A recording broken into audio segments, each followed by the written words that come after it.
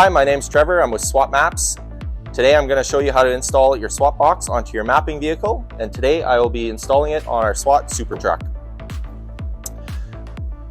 Once we have everything unveiled here and unboxed, we're going to look at what we all have here. So we have our SWAT box. We're going to inspect it for any damage, any cracks that may have happened during shipping. And in this case, we have everything in perfect condition. We also have our electronics box where all the data will be syncing to our servers.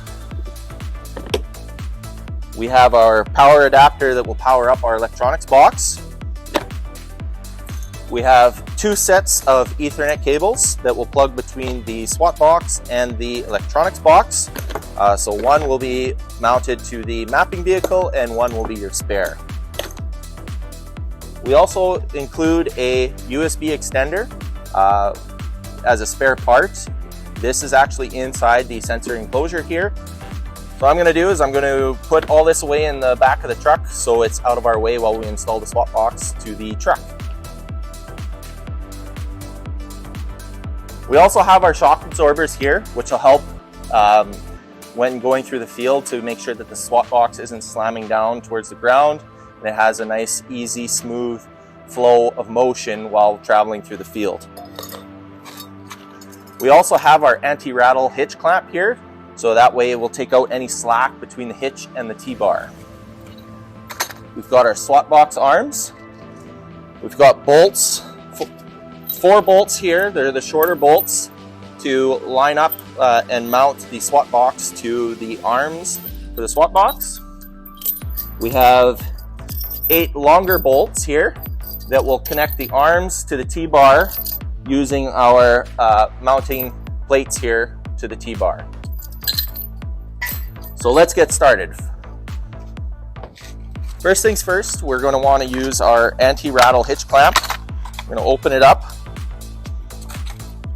and we're going to place it on the hitch side of the T-bar.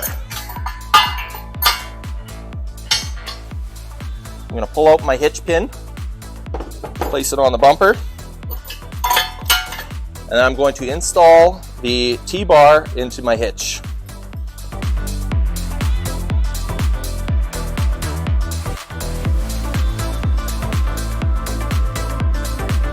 Then I'm going to grab my hitch pin and make sure to secure it into the hitch of the truck.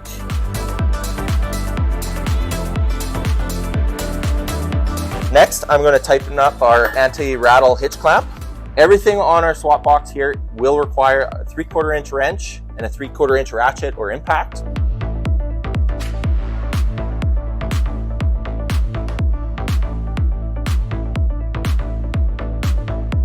The main thing you want to do with this anti-hitch rattle clamp is to make sure that the lip on the anti-rattle clamp is actually on the receiver side on the truck, and the U-bolt with the mounting bracket is actually on the T-bar itself. This will make sure that you have a nice tight grip on the T-bar between your hitch of the vehicle and the T-bar.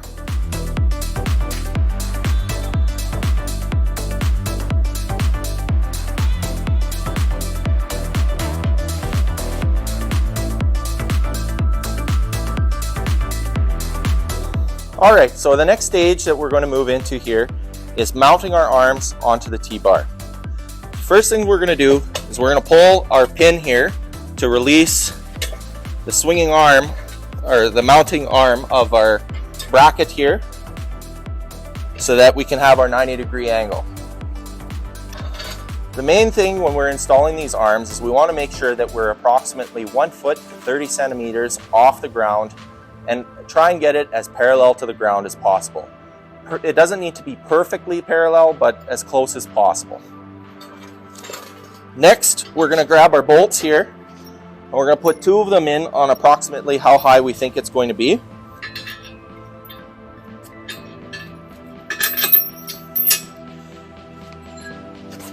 I'm going to put my flat mounting brackets on the back of it.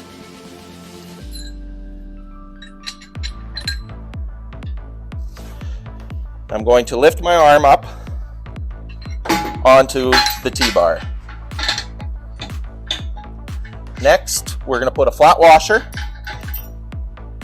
followed by our lock nut onto the bolt.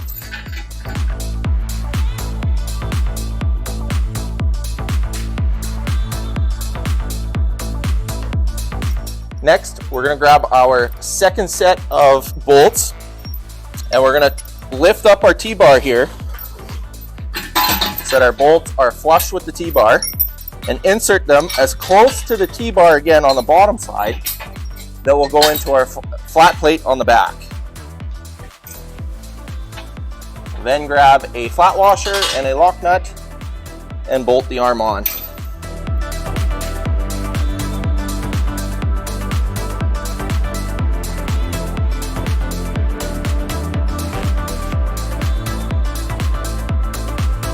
I'm going to leave this loosely connected here to the T-bar for right now, and I'm going to go install my second arm on the other side.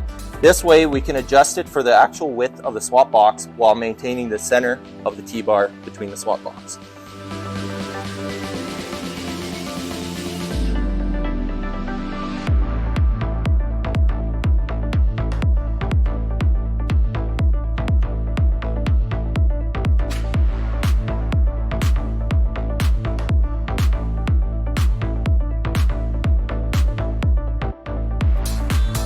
So now we're ready to line up our SWAT box to our arms.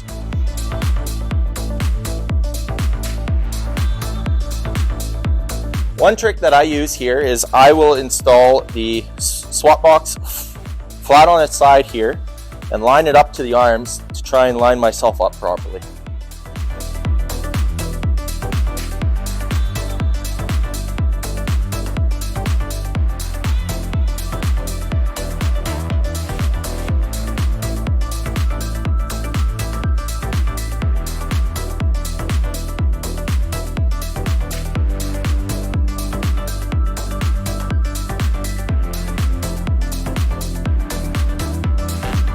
Alright, now that I have the SWAT box onto the arms, we're going to use these short bolts that were included. We're actually going to go from the inside out so that our nut is actually on the outside of the arms. What you want to do is you want to try and line up the holes so they're on the furthest back as possible.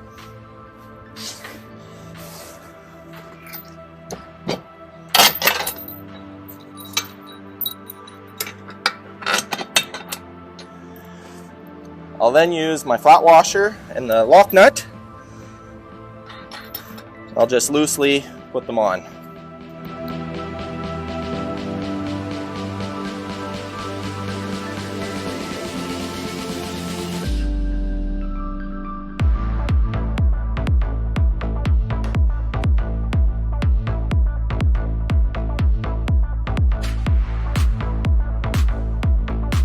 Alright, now that we have everything loosely mounted here, it's now time to line up our arms so they're as straight as possible with the SWAT box so that when we fold it up, there's no binding on the arms between the mounting brackets here.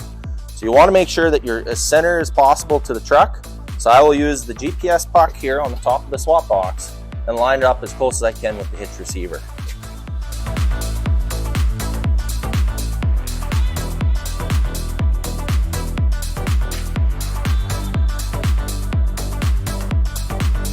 And I will lift the SWAT box up to put it into transport mode.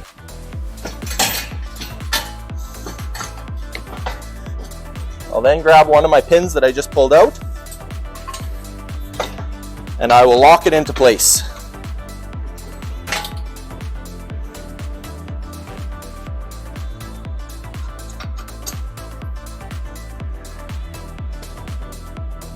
There's a locking pin for each side to ensure maximum safety when transporting your SWAT box field to field.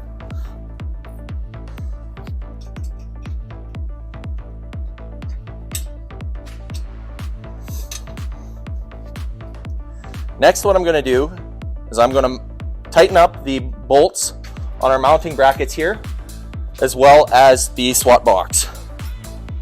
Again, these are all 3/4 inch. You're going to need to use your 3/4 inch wrench and your 3/4 inch ratchet or impact to tighten all these bolts.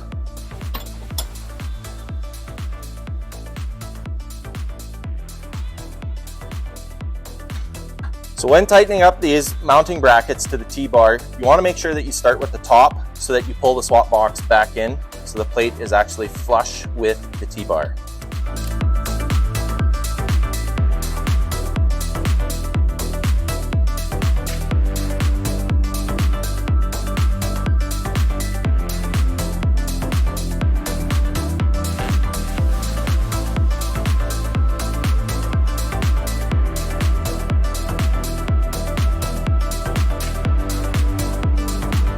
Now that I have all these bolts tightened here on the SWAT box and the mounting bracket, I'm going to drop the SWAT box and confirm that my height is within that 1 foot to 30 centimeter range.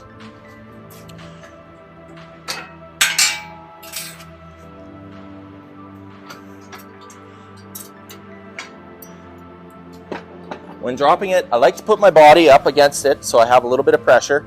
Then I can actually grab onto the SWAT box and slowly pull it down.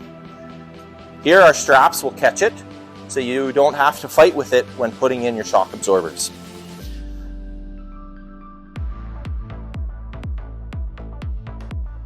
Because we're in the shop, we don't actually need to install these shock absorbers just yet.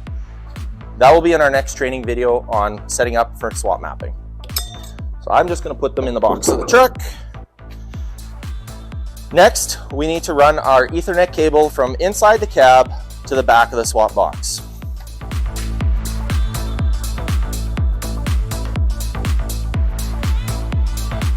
When plugging in your Ethernet cable, you're going to use this big green bulkhead connector. You want to make sure that our connections are clean and free of dust or any other debris. Your SWAT box will come with dielectric grease installed inside your socket. That is perfectly fine. You can actually just plug it in straight into that dielectric grease. That will help maintain a clean connection.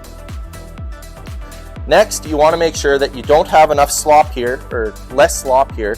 That way it doesn't get hooked when it's traveling throughout the field.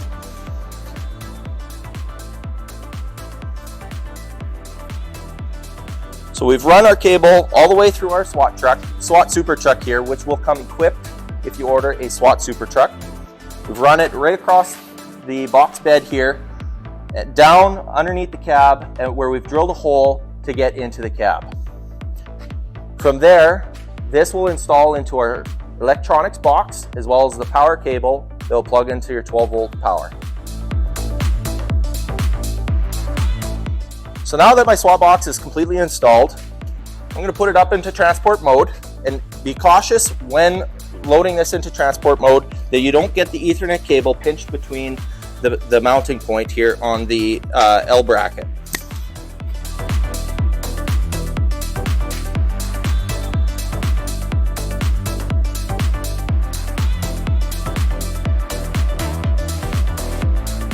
Some things to look for when you're maintaining your SWAT box is always make sure that your nuts and bolts here are completely tightened at all times. These will eventually come loose, so you will periodically need to keep an eye on it and tighten them as needed. Same goes for on the T-bar. Another thing you want to watch out for, depending on how rough your field conditions are, is you want to make sure that your T-bar is free of any cracks around the hitch point here. Sometimes what happens is the welds will come loose or crack, but we try our best to make it as strong as possible, but field conditions are what they are. So always keep an eye on this to make sure that there's no cracks on both sides. The other thing you want to maintain is to make sure that your green cable here is completely free of any cracks or pinched cables. This can cause some intermittent issues with the SWAT box or the GPS itself. Another thing you want to do is when maintaining it, do not direct high pressure wash anywhere near the seam openings around the SWAT box, the cabling, or any of the other sensors attached to it. The height sensor here will also need to be cleaned out periodically if you're in muddy conditions. Before each start of the day, you will want to make sure that your connections here are as clean as possible. Every now and then, please get out, take a look, clean off your connections, and replug them back in. All right, now that our SWAT box is now fully installed, we're now ready to go to the field to make sure that everything is working as it should. We recommend that you have a small 10-acre piece or a little 5-acre piece that you can test out the sensor to make sure it's working and confirm with our team here at SWAT Maps that everything is as it should. Please submit some photos of your installation so that we can confirm that the install is proper and ready for mapping. You can submit those photos to support@swatmaps.com. If you have any further questions, you can always look at our SWAT support portal, which is at support.swatmaps.com. If you can't find the answer, please feel free to contact us at support@swatmaps.com.